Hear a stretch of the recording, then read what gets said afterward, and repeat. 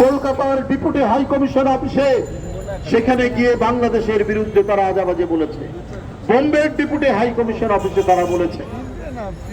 আমরা তাদের নানাবিধ বাংলাদেশ বিরোধী প্রচার আমরা দেখছি।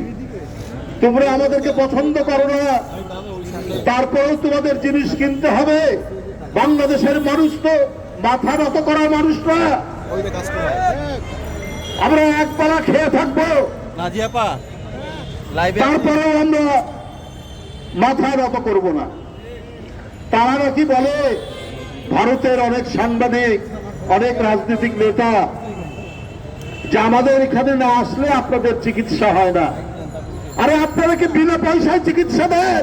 আপনাকে বিনা টাকায় এক কাপ চা খাওয়ান, এই নজির তো নাই আপনাদের। আমাদের দেশের লোক ডলার খরচ করে ওখানে গিয়ে। এখন কলকাতার নিউ মার্কেট বন্ধ, দোকানপাট বন্ধ, সেখানে আর কোনো খরিদ্দার নাই, আমাদের ডলারে কেনা হতো। আর আপনি একজন ডাক্তার নাকি বলেছেন এইবার বাংলাদেশের রোগী আসলে, এবারে বাংলাদেশের রোগী আসলে সেখানে ভারতীয় পতাকা এমন ভাবে রাখা হবে যেন মাথা নিচু করে ঢোকে। আপনারা বাংলাদেশের মানুষকে চেনেন না। আপনারা অনেক জাতিকে সেখানে পদানত করে রেখেছেন যারা স্বাধীনতা চায়। এটা আপনাদের বিষয়ে আমরা বলতে চাই না, কিন্তু বাংলাদেশের মানুষকে চেনেন না।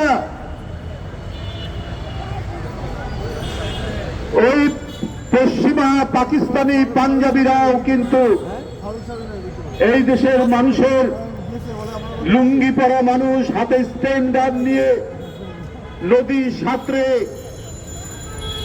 ওই পাকিস্তানিদের পরাভূত করেছে। নদী নালার দেশ, খাল বিলের দেশ, বন্যার দেশ, আমরা কি করে ওই খাল বিল থেকে প্রতিরোধ করতে হয় সেটা আমরা জানি।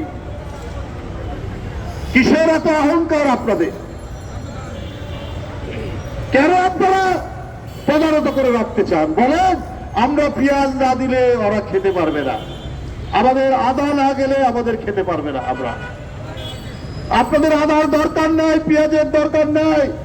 আমাদের বান্দরবনে, আমাদের পার্বত্য চট্টগ্রামে প্রচুর আদা হয়, আমাদের নীলফামারীতে প্রচুর আদা হয়। আমরা আদার চাষ বাড়িয়ে দেব, আমরা রসুনের চাষ বাড়িয়ে দেব। আপনাদের উপর আমরা মুখোপেক্ষী থাকবো এটা ভাবার কারণ নাই যে আপনারা আমাদের একটু দেবেন আর যা বলবেন তাই শুনতে হবে। ওইটা দুই একজন হাসিনার মতো লোক থাকতে পারে, কিন্তু কোটি কোটি বাংলাদেশের মানুষ এইটা করবে না। তবে আমি আমার দেশের মানুষকে বলবো, ওরা যে বাংলাদেশের মর্যাদাকে লুণ্ঠিত করার চেষ্টা করেছে, ওরা যে বাংলাদেশের পতাকা পুড়িয়েছে, আমাদের মর্যাদা হানি করার চেষ্টা করেছে, আমরা ভারতের পতাকাকে লাঞ্ছিত করব না। আমরা আরেকটি স্বাধীন দেশের মর্যাদাকে আমরা ছোট করব না।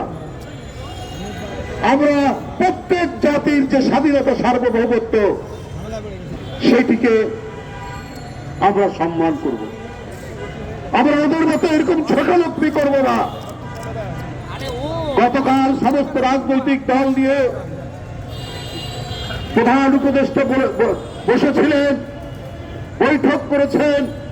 আমরা জাতির সংকটকালে এইভাবেই আমরা ঐক্যবদ্ধ হব, এইভাবেই আমরা আগ্রাসন ঠেকাবো।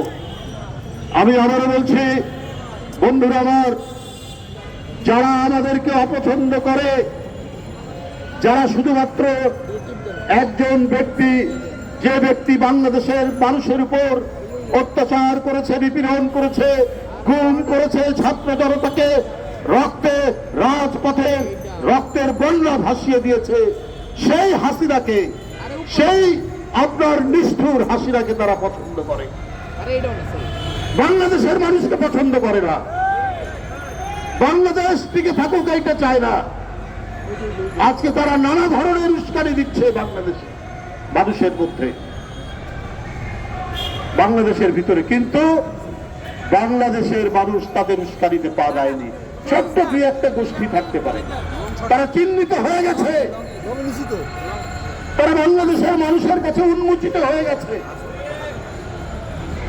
পার্শ্ববর্তী দেশ যে আমাদের এখানে উস্কানি দিতে পারে এটা গোটা জাতি ধরে ফেলেছে। আমাদের ঐক্য ইস্পাত কঠিন ঐক্য। এই ঐক্য কেউ ভাঙতে পারবে না। তাই আমি আজকে বলবো, আমরা ওদের দেশের পতাকা নয়, তাদের দেশের স্বাধীনতা পতাকাকে আমরা সম্মান করব। ওরা যদিও আমাদের পতাকাকে অসম্মান করেছে।